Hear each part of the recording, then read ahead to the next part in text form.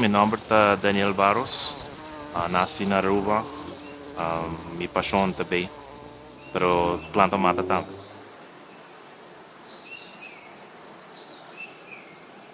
Quando eu comecei a trabalhar bem, eu começava só a pedir para terreno em 2017. Então eu pensei, ok, no meantime, mas nós usamos quando o processo está na dip, está toma tempo, não tem hope manpower. Pensei, ok, no meantime, eu vai começar assim a comprar bem, que tipo de bem, comprar a carro, tudo isso. Então, eigenlijk, eu sei, não tenho nenhum regrets com ele, mas sim, eu hope mais que me espera. Pero ja, ainda me estou guardando de bateria para começar a plantar mata nan o eigenlijk é bem não te gosta como mata nan de fruta e tudo isso. Tem a journey de beekeeping também, mas vai tem tratamento de rabon, outro produto nan que me não pensa, que me lo haci 5 anos passar, 6 anos passar, pero ele vira uma necessidade para so honey tá seasonal. Então, com o produto na comida traga, me tem uma maneira de ganhar ganache cada luna para pagar água, não precisa pagar web, el mar, tudo isso.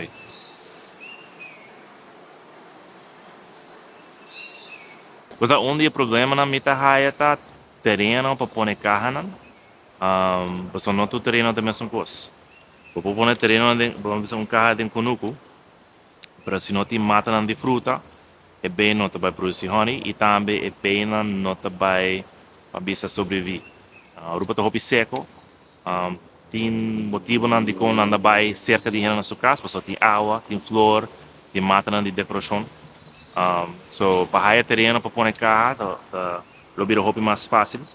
Pero ya, mambisa el manejo de cómo botar haya terreno y kico para hacer terreno na Aruba, si é para agricultura, então tem que não brujar, pero não te definir.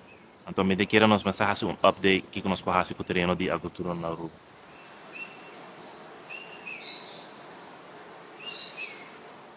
Mas vai tem beekeeping, mas eu me estava tendo interesse, pero tem tempo, tem 7, 8 anos que me estava fazendo, botar um respeito, hobby mais alto para bem.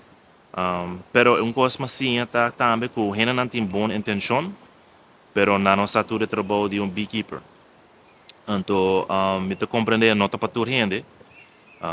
Pero ya, para mim me tá hobby contente, ora me tá ainda pensando, você me tá hobby contente por estar fazendo o trabalho, me que sim mais de bem, para mim tá satisfação. Pero ora boa ainda que você, botin honey, não, ok, ya, ayo. Então, tiki maneira, você, não tá um turn off, pero ya, já acaba você com gente interessar mais em honey, nem com bem. Não tudo gente assim, não?